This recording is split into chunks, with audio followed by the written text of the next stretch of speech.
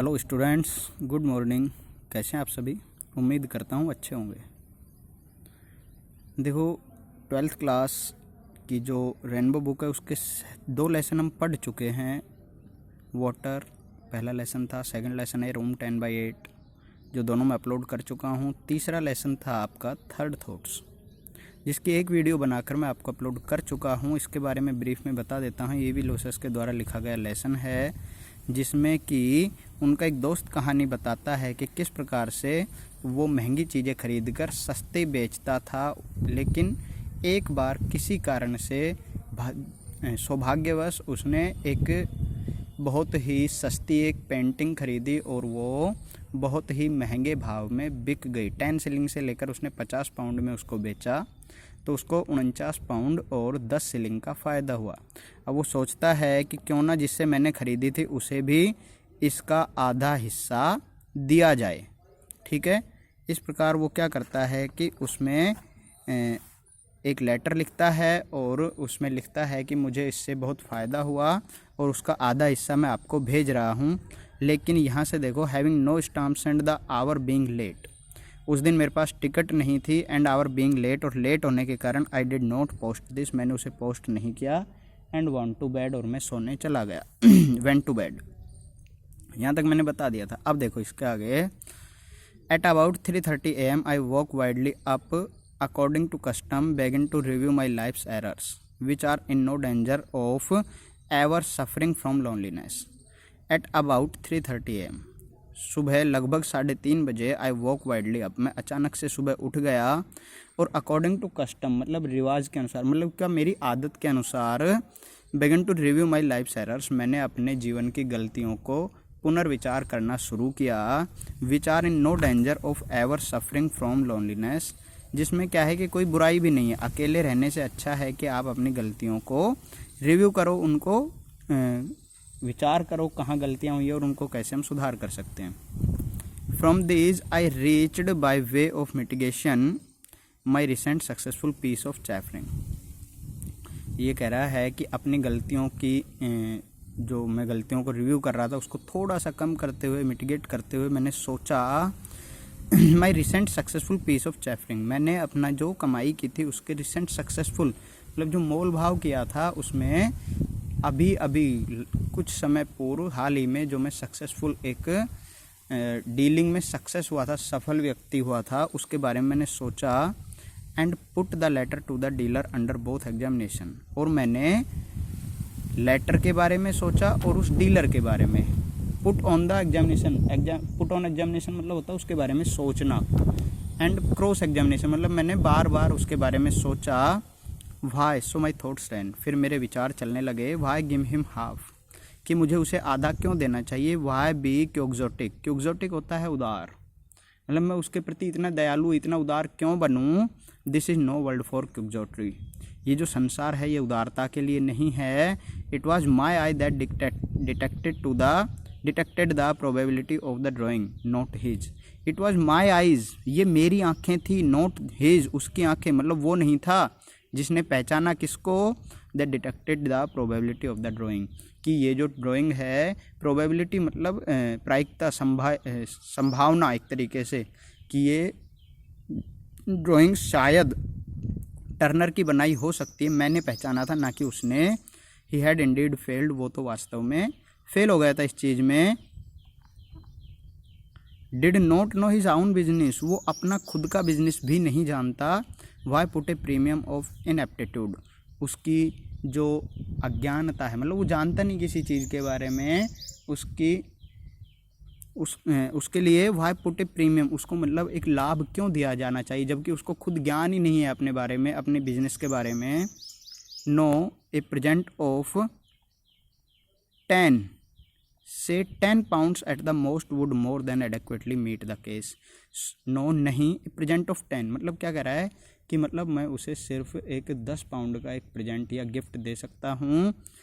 से 10 pounds at the most would more than adequately meet the case, 10 pound भी उसके लिए मोर देन एडेक्वेट मतलब पर्याप्त से ज़्यादा या पर्याप्त रहेंगे इस कार्य के लिए। Sleep still refusing to oblige me, नींद मतलब मुझे अभी भी नहीं आ रही थी। आई टूक a book of short stories and read one. मैंने एक कहानियों की किताब उठाई और एक कहानी पढ़ी। Then I closed my eyes again. फिर मैंने अपनी आंखें फिर से बंद करी। And again began to think about the dealer. और मैं फिर से डीलर के बारे में सोचना शुरू कर दिया। Why so my thoughts ran. मेरे विचार फिर से चलने लगे। Why send him 10 pounds. मैं उसे 10 पाउंड भी क्यों दूँ? It will only give him a wrong idea of his customers. इससे क्या होगा कि उसे अपने कस्टमर के बारे में सिर्फ एक गलत विचार जाएगा।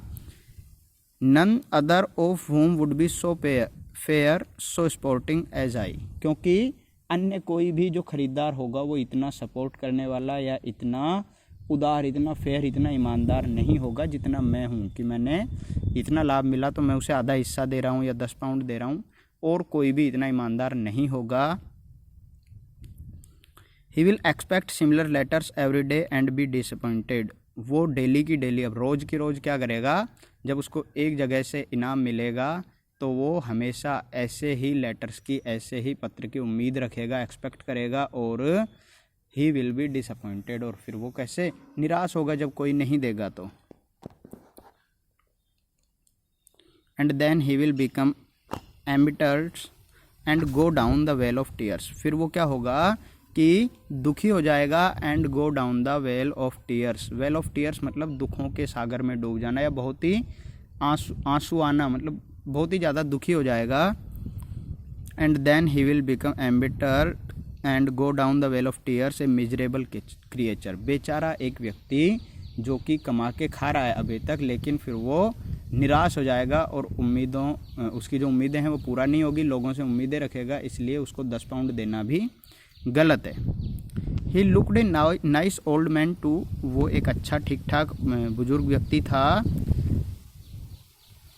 ए पिटी ने ए क्राइम, मतलब किसी पर दया करना क्राइम नहीं है, मतलब किसी पर हम दया करते हैं तो वो जुर्म नहीं है। लेकिन to injure such a nature, इस प्रकार के व्यक्ति को इंजोर करना, क्षति पहुंचाना इस प्रकार के व्यक्ति को, नो 10 पाउंड्स इज एब्जोर्ड। नहीं, 10 पाउंड जो है वो गलत है। एब्जोर्ड मतलब बकवास या बेतुका, मतलब ठीक नहीं होगा।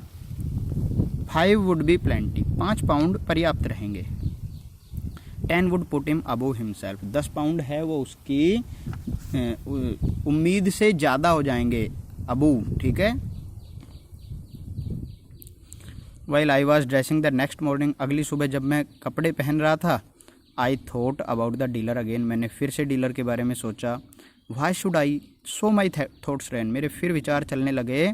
वाई शुड आई, मुझे ऐसा क्यों करना चाहिए।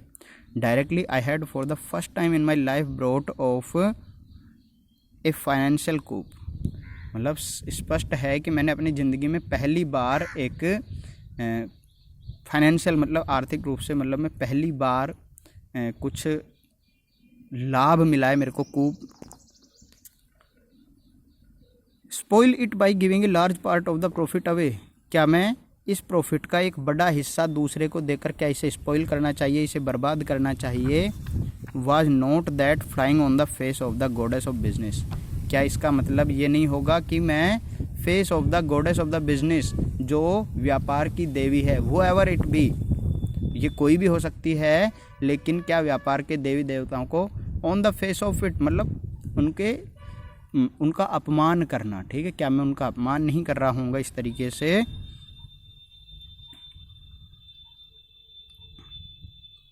वो एवर सी मे बी, कोई भी हो सकती है व्यापार की देवी। Was it not asking her to disregard मी।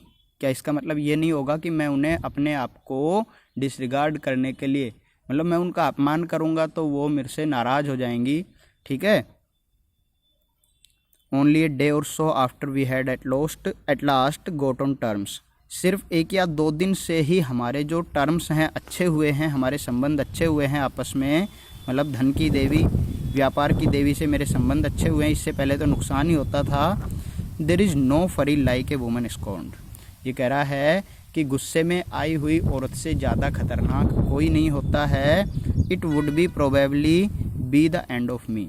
हो सकता है इससे मेरा अंत भी हो जाए। अगर मैं उन्हें नाराज़ करता हूँ तो ये मेरे लिए बहुत ही ज़्यादा खतरनाक हो सकता है। City magnets are successful probably just because they don't do these foolish thing impulsive things. City magnets मतलब शहर के जो भी व्यापारी हैं, व्यवसाय करते हैं, are probably just because they don't do the are successful, वो इसीलिए शायद प्रोबेबली वो शायद इसीलिए इतने सक्सेसफुल हैं, इतने सफल हैं, just because they don't do these foolish impulsive things, क्योंकि वो इस प्रकार की भावनाओं में बहकर, इस प्रकार की भावुक फुलिश थिंग्स मतलब ऐसी मूर्खतापूर्ण चीज़ें नहीं करते हैं। Impulsive is the negation of magnetism. भावुकता जो है वो मैग्नेटिज्म में, व्यवसाय में एक रुकावट का कार्य करती है। Negation. If I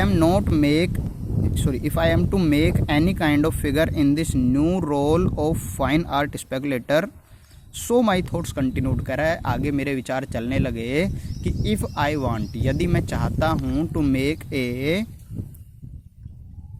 any kind of figure in this new role of fine art speculator. Fine art speculator मतलब अच्छी कला को पहचानने वाले के रूप में अगर मैं अपने आप को स्थापित करना चाहता हूँ या अपना एक रोल बनाना चाहता हूँ, I must control my feelings, तो मुझे मेरी फीलिंग्स को ज़रूर कंट्रोल करना होगा। नो 5 पाउंड इज़ एब्जॉर्ड, नहीं 5 पाउंड देना भी गलत है।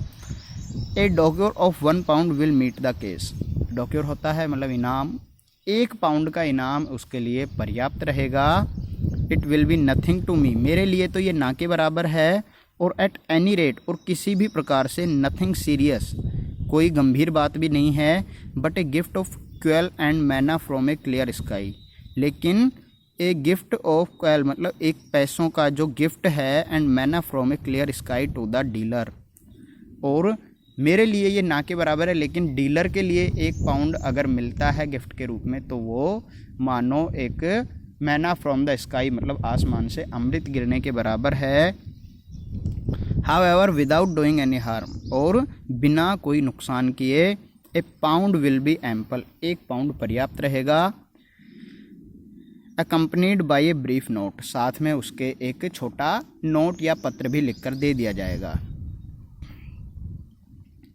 The note was to the effect that I had sold the drawing at a profit which enable me to make him a present.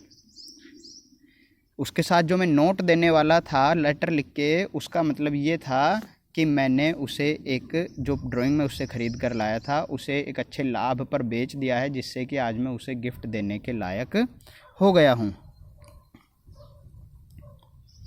Because it was an old and perhaps odd, क्योंकि मैं उसके साथ note क्यों देने वाला था, क्योंकि मैं मानता हूँ कि ये एक पुराना और शायद थोड़ा अलग तरीका है। बिलीफ ऑफ माइन, और मेरा विश्वास है, that one should do this kind of thing, मुझे लगता है, मैं मानता हूँ कि व्यक्ति को ऐसा कुछ इस प्रकार की चीज़ें करनी चाहिए। Good luck should be shared, अगर आपका भाग्य अच्छा है, आप कुछ अच्छा करते हैं तो उसे दूसरों के साथ भी शेयर करना चाहिए। I had the envelope in my pocket, मेरी जेब में वो एनवलप लिफाफा रखा हुआ था नोट का, containing the note and the cheque, जिसके साथ वो पत्र भी था और 1 पाउंड का चेक भी था। When reached the club for lunch, जब मैं क्लब में लंच के लिए गया, दोपहर में खाना खाने के लिए, एंड दैट आफ्टरनून, और उस शाम को या उस दोपहर, आई प्लेड ब्रिज सो डिजस्ट्रसली, उस शाम मैंने ताश का खेल बहुत ही आनंद लेकर, डिजस्ट्रस वैसे होता है बहुत ही खतरनाक तरीके से खेला, बहुत ही आनंद होकर खेला। That I was glad I had not posted it, मतलब मैं इतना ज़्यादा खुश था कि मैं उसे पोस्ट करना ही भूल गया, मैं उसको भेजना भूल गया। लेटर मेरी जेब में रखा हुआ था। आफ्टर ऑल, आखिरकार, सो माई थॉट्स रैन, मेरे विचार फिर से चलने लगे। As I destroyed the envelope and contents, जब मैंने उस एनवलप को और उसमें रखे हुए कंटेंट्स मतलब चेक वगैरह सब फाड़ दिए या नष्ट कर दिए। Such bargains are all part of game, तब मेरे विचार क्या चलने लगे कि इस प्रकार का मोल भाव करना ये इस खेल का हिस्सा है, मतलब जो हम बार्गेनिंग करते हैं वो तो बाजार का हिस्सा है, कभी ज़्यादा में कभी कम में। Buying and selling are a perfectly straight forward matter between dealer and customer, विक्रेता और कस्टमर के बीच में बाइंग एंड सेलिंग, खरीदने का और बेचने का एक परफेक्ट स्ट्रेट मैटर होना चाहिए, एक सीधा एक संबंध होना चाहिए। The dealer ask as much as he thinks he can extort. जो डीलर होता है वो हमेशा कस्टमर से इतना मांगता है जितना वो सोचता है कि वो उससे ऐंठ सकता है, एक्सटोर्ट कर सकता है, ठग सकता है। And the customer having paid it, और जब कस्टमर उसे वो पैसे पे कर देता है, इज़ अंडर नो ऑब्लिगेशन, उसके बाद फिर वो मतलब उसे वो किसी no obligation whatever to the dealer, किसी भी प्रकार से डीलर के प्रति किसी एहसान के नीचे नहीं रहता, मतलब कोई बाध्यता नहीं बचती है। द इंसिडेंट इज़ क्लोज्ड, और इस प्रकार मेरे विचारों के साथ साथ ये घटना भी खत्म हो गई। ठीक है भाई, तो लेसन में मैं बताया किस प्रकार से एक व्यक्ति जो कि बहुत ही उदार विचारों का हम मान सकते हैं, किस प्रकार से पैसों के लिए अपने विचारों को चेंज कर सकता है, अंततः अपने विचारों को बदल कर, ठीक है, पैसों को लिए वो बदल भी सकता है अपने विचारों को। ठीक है, अच्छा भाई, लेसन को पढ़ना, और पिछला पार्ट है वो भी मैं आपके डिस्क्रिप्शन में डाल देता हूँ लिंक, उसको भी ध्यान से पढ़ना। Okay, thank you.